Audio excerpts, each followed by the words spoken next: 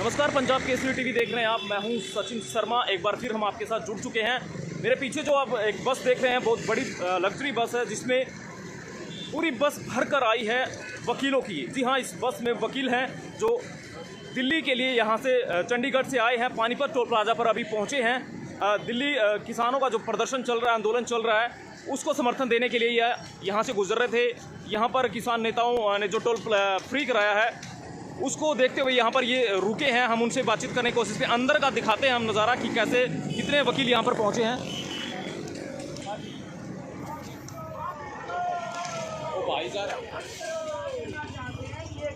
काले कानून की नजर में अनकॉन्स्टिट्यूशनल हैं, इलीगल हैं।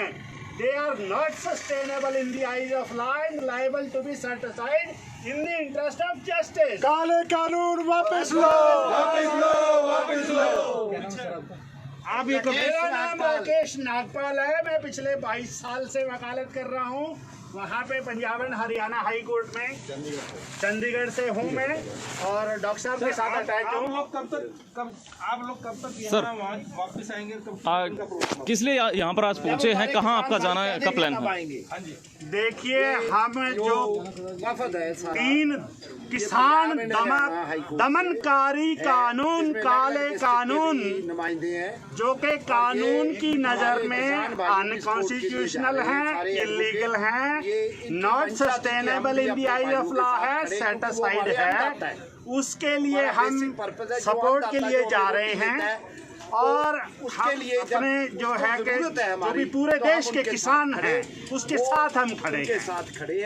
जब वो तो कितने, कहाँ से आए हैं सर? कितने वकील हैं? हम Punjab and Haryana high court के चंडीगढ़ की हमारी 4 बसेज है हमारी जो है। और ये फर्स्ट में जब डॉक्टर साहब लीड कर रहे हैं, पीछे 3 बसेज और आ रही हैं हमारी।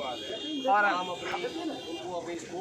तो जो 3 काले कानून आप जो बता रहे हैं, उनको मोदी सरकार कहती है वो किसानों के लिए फायदेमंद है, आय उससे दुगनी होगी। किसान लेकिन उसका लगातार विरोध कर रहे हैं, क्या कहेंगे? देखिए, मुझे कोई आदमी ये कह रहा है कि भाई साहब मैं आपके घर आया हूँ, मैं आपकी ये बड़ा अच्छा गिफ्ट दे रहा हूँ, जो है आपकी आय दुगनी से मतलब एक गिफ्ट है। मैं कहता हूँ मुझे कानून चाहिए ही नहीं, ये जो है मैंने गिफ्ट नहीं लेना। वो कहता है कि मैं इसको पीली पन्नी चढ़ा देता हूँ, लाल पन्नी चढ़ा देता हूँ, नीली। मैंने कहा मुझे नहीं चाहिए। फिर वो ये कहता है कि कोई बीच का रास्ता निकाल लेते हैं। अरे हम कहते हैं बीच का रास्ता गिफ्ट लेना या ना देना, बात खत्म। बीच का रास्ता क्या होगा? सर आप क्या कहेंगे? I am Dr. Shingara Singh from International Bar Association. So we came for the support of the farmers because we are from the farmer family. Because these black ordinance has been just on a burden on the farmer. When the farmer doesn't need it, I don't know why they won't implement it. It's like किसी को हम बोलते हैं कि तुम्हारी lottery निकली है, जब हमने लॉटरी डाली ही नहीं है तो हमारी लॉटरी कैसे निकल जाएगी? ऐसे मीडिया के थ्रू भी आते हैं, मैसेज आते हैं लोगों के फोन पे कि तुम्हारी लॉटरी निकली है। ये किसानों को बेवकूफ बनाया जा रहा है। ये बहुत किसानों के लिए, किसानों के लिए, मजदूरों के लिए भी बड़ा खतरनाक कानून है। आगे आने वाला इसका इम्पैक्ट मार्केट पे पड़ेगा, मजदूरों के ऊपर भी पड़ेगा। ये 2 लोगों के लिए हम देश में बेच सकते हैं। क्या लगता है कि जो बिल है, कृषि कानून बनाया गया है, लागू किया गया, क्या वो किसानों पर थोपा गया? आपका ऐसा कहना है? हाँ, ये जबरदस्त थोपा गया, क्योंकि अब वो मीटिंगें कर रहे हैं, अब वो कह रहे हैं अमेंडमेंट कर देते हैं। इसका मतलब उसमें गलतियां हैं। ये गलतियां पहले क्यों नहीं पूछी गई उनसे? किसानों के बिना उन्होंने कैसे इम्प्लीमेंट कर दिया? उनको अंदाजा नहीं था। आज सारे हिंदुस्तान के किसान इकट्ठे हो गए हैं, अब उनको जो वापस करना ही पड़ेगा। और हम यहाँ से जाएंगे नहीं जब तक ये वापस नहीं लेते। आज कितनी है? तो वकील पहुंचे हैं चंडीगढ़ से, 4 बसें बताई जा रही हैं। जब तक कानून वापस नहीं लिया जाता तब तक वापस आने की बात नहीं कर रहे हैं। आज इतनी आई है तो तब दुगनी होगी ना। दुगनी है किसकी? माँ मैं सेकंड आया के बेटा। एडवोकेट बैठे हैं, मैं दिखाना चाहूँगा ये तमाम एडवोकेट यहाँ से सिंधु बॉर्डर पर किसानों के समर्थन के लिए जा रहे हैं। तो इसलिए जा रहे हैं, हम बातचीत करना चाहिए। ये वापस होना चाहिए, क्योंकि ये संविधान की मर्यादा के अनुसार नहीं बनाया गया, लोकतांत्रिक परंपराओं के अनुसार नहीं बनाया गया, इसका कोई उपयोग नहीं है। ये सिर्फ और सिर्फ किसानों की आम आदमी की बर्बादी का द्योतक है। इसलिए क्योंकि वो हमारे अन्नदाता है, उन्हीं के कारण अब हम यहाँ पे सुशोभित हैं, जहाँ भी सुशोभित। अगर हम पढ़े, हम खुद भी किसान फैमिली से हैं, सारे के सारे अलग अलग भागों से, although maximum them are practising in the high court of Punjab and Haryana. इनका फुल समर्थन किसानों को है, तो वो भी बात करेंगे इनसे। किसानों पर जो मुकदमे दर्ज किए जा रहे हैं, तो आप लोग किस प्रकार से हम उनकी फ्री पैरवी करेंगे।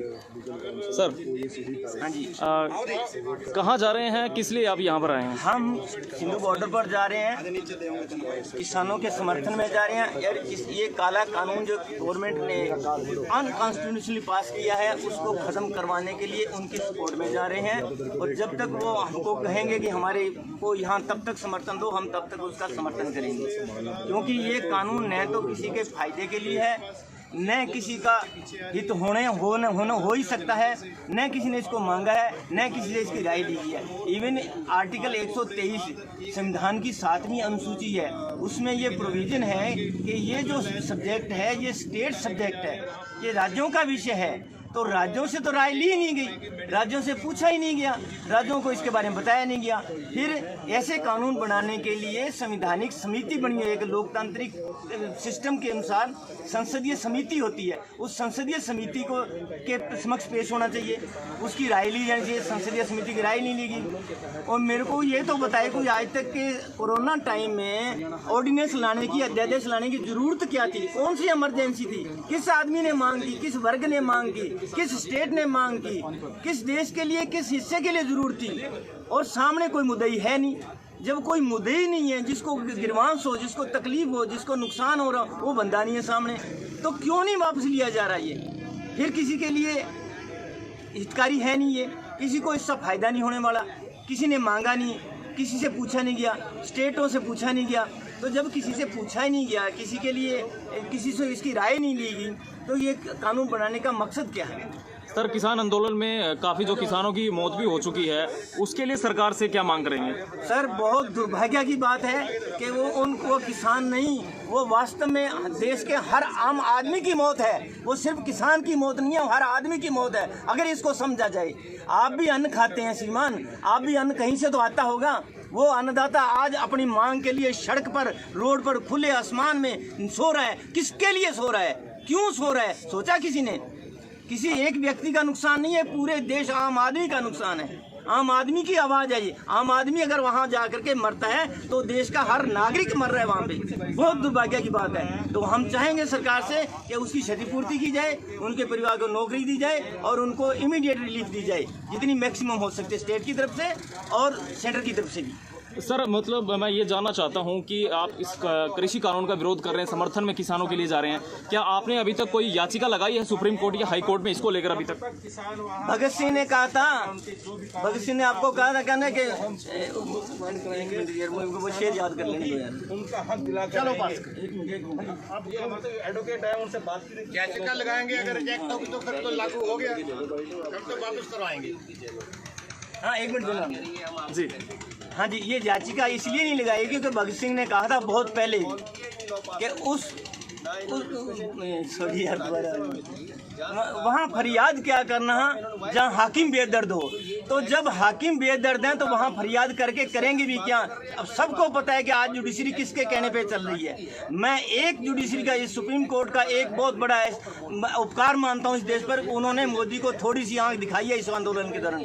उसने कहा कि मैं पार्लियामेंट बनाऊंगा, नई बिल्डिंग बनाऊंगा, तो सुप्रीम कोर्ट ने दे दिया कि हमने इसको कोग्निजेंस लिया है, स्वयं कोग्निजेंस लिया, स्वयं ज्ञान लिया है, और इसलिए स्टे नहीं दिया कि आप इसको अपने आप बंद कर दोगे। अदरवाइज हम इसको स्टे भी कर सकते थे। तो वो कंस्ट्रक्शन पे रोक लगाया। इसका मतलब सुप्रीम कोर्ट की आत्मा भी जगनी शुरू हो गई है कि उन्होंने इसको आंख दिखानी शुरू कर दी है कि उस पर बैन लगा दिया कि आप कंस्ट्रक्शन नहीं कर सकते। दिल्ली में ऑलरेडी बहुत पोल्यूशन है, आप नया पोल्यूशन का नया जखीरा नहीं खड़ा कर सकते। तो इसलिए सुप्रीम कोर्ट की अगर आत्मा जगे तो फिर ये फरियाद करने का मतलब है, वरना तो पता ही है किसके कहने से क्या होता है। तो क्या उस फरियाद का क्या फायदा जब पता, रिजल्ट पहले जब पता हो।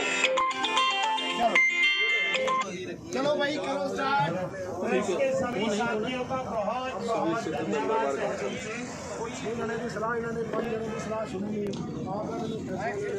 तो किसानों से हमने बातचीत की। 4 बसें बताई जा रही हैं कि किसानों वकीलों की यहाँ पर पहुँची हैं, समर्थन देने के लिए दिल्ली के लिए जा रहे हैं। बस में काफ़ी संख्या में चंडीगढ़ हाई कोर्ट से जो है वकील पहुँचे हैं, जिनका कहना है कि जो उन्होंने याचिका को लेकर हमने बातचीत की तो उन्होंने बताया कि कोई फरियाद ही सुनने वाला नहीं है, तो किस तरह की याचिका लगाई जाए, हम किसानों का समर्थन करेंगे और उनकी जो मांगों को रखेंगे और वो जो है कृषि कानून, जो 3 कृषि कानून लगाए गए हैं उनको रद्द करवाएंगे।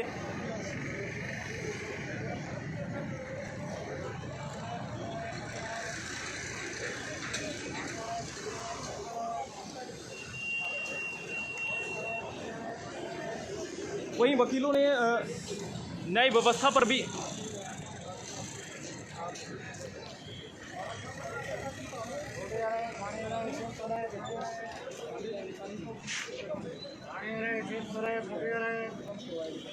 एक सवाल करो देखो जी, बड़े बड़े अच्छे बुलारे साहब, वैसे बुलारे सारे ही अच्छे है, उन्होंने वालों ये है भी जलता हो गया पान का की हिसाब किताब है, वो जिमें डायरेक्शन होगी इमीडिएटली यूज मैंने से। Thank you very much. हाँ जी कहीं रहेगी। हाँ जी सर, आप समर्थन देने के लिए जा रहे हैं किसानों को लेकर, क्या कहें? बिल्कुल समर्थन देने जा रहे हैं जी हम दिल्ली किसान भाइयों के साथ। 8 तारीख को भी पूरे पंजाब हरियाणा में जितने एडवोकेट्स हैं, करण जी सभी साथियों को बोला आए और अपना जो है कि वहाँ पूछ करें हम स्ट्राइक, सिंबॉलिक स्ट्राइक की थी वकीलों की किसानों के साथ, और आने वाले समय में भी ऐसे करेंगे और ऐसे वकीलों के जितने हजूम 2-2, 3-3 दिनों में बॉर्डर पे पहुंच सके किसानों के साथ खड़ने के लिए हम पहुंचते रहेंगे। आज भी हम सिंगू बॉर्डर जा रहे हैं किसानों के साथ खड़े होने के लिए। क्या आगे भी मतलब किसानों के समर्थन में किसी तरह का वर्क सस्पेंड करने की बात आगे की जाएगी आपकी तरफ से? देखो बिल्कुल जहाँ ज़रूरत पड़ेगी, फिलहाल तो एंटीसिपेशन है। हम तो सोचते हैं केंद्र सरकार की जल्दी ही दिमाग में ये बात आएगी कैसे लोग सड़कों पे आ रखे हैं और जल्दी इन काले कानूनों को वापस लेकर अपील करेगी। बट अगर फिर ज़रूरत पड़ी तो हाँ ज़रूर, जितनी बार काउंसिल्स है, जितनी बार एसोसिएशन है, सारी उनके साथ खड़ेंगे। क्या नाम है सर, आपको क्या पता? सुवीर सिद्धू, पद क्या है सर? Member bar council. जी, मेंबर बार काउंसिल से हमने बातचीत की। उनको कहा था कि सामने कोई मुद्दई है ही नहीं, जब सामने कोई मुद्दई नहीं है, कोई बंदा कह नहीं रहा करके सामने आके कि मेरे को ये